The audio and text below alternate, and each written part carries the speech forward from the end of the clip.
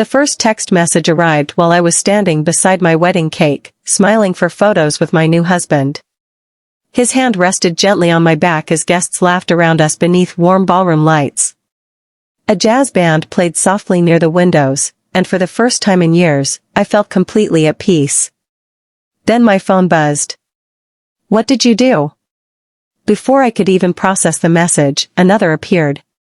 "Claire's losing her mind." Then another. "The country club is threatening to shut down the party."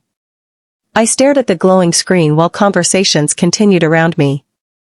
Across the room, one of my former Air Force teammates was helping an elderly neighbor carry desserts to a table. Champagne glasses clinked, people smiled. Everything about my wedding felt warm and joyful. And yet, in that moment, I realized something that should have been obvious years earlier. My father had never believed I would stop rescuing them. Not after forgotten birthdays. Not after missed military ceremonies. Not after years of being treated like a backup plan while my sister remained the center of the universe. In his mind, I would always come back. I would always forgive.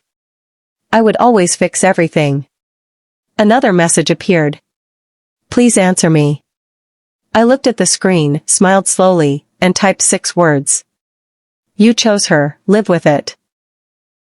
My name is Madison Reed, and this is the story of how my family skipped my wedding and lost everything on the very same night. Growing up in a small Georgia town, my father had a very simple view of daughters. He adored charm, attention, and popularity. My older sister Brooke had all 3. She was beautiful, outgoing, and somehow managed to make every room revolve around her. People forgave her mistakes because she knew exactly how to smile at the right moment. I was different.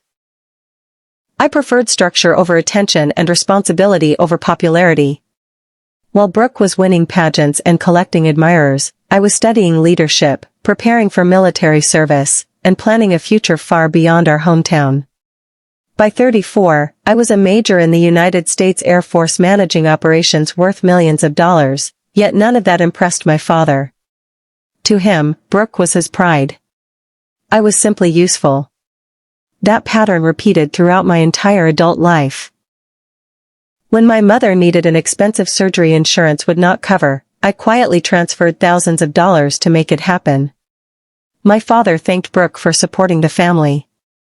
When his construction company began collapsing after a series of terrible financial decisions, I used my savings and professional contacts to keep him afloat.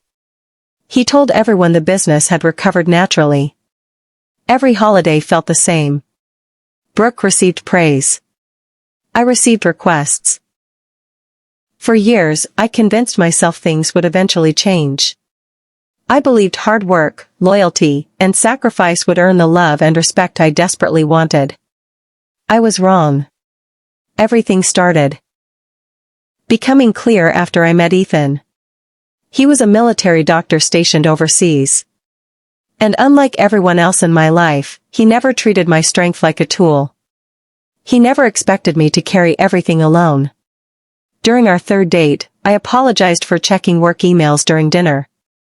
He smiled and said something I never forgot. "You do not have to make yourself smaller for anyone." No one had ever told me that before.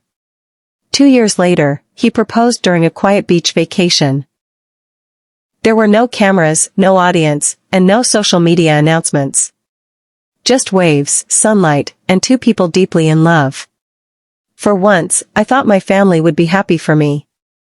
A few weeks later, my father hosted a family barbecue. Halfway through dinner, Brooke tapped her glass dramatically and announced her engagement. Everyone exploded with excitement. Then came the second announcement. She had booked an engagement celebration on my wedding day. The silence around the table was immediate.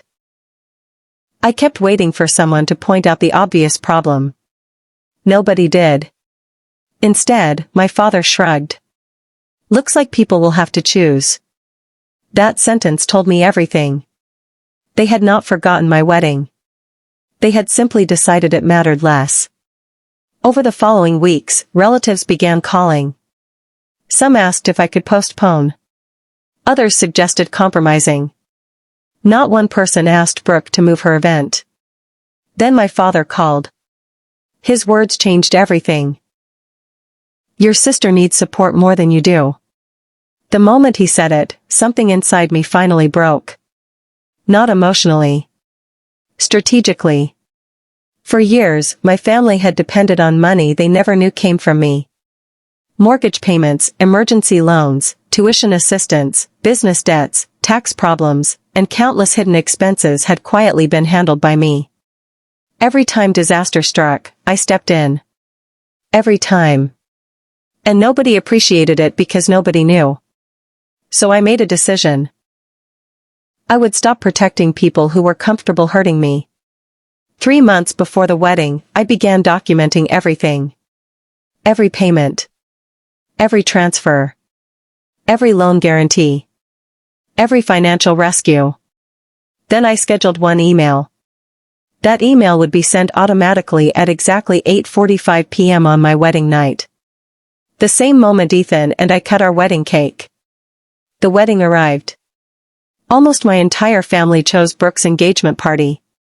The empty seats at my ceremony hurt more than I expected. My father was absent. My sister was absent. Most of my relatives were absent. Yet the people who truly cared showed up. Military friends, neighbors, mentors, Ethan's family, people who loved me without conditions. As I walked down the aisle alone, I finally accepted a painful truth. Family is not always defined by blood. Sometimes it is defined by who stays. The ceremony was beautiful despite the heartbreak. Ethan cried when he saw me. His parents welcomed me like a daughter. For a few hours, I almost forgot Everett.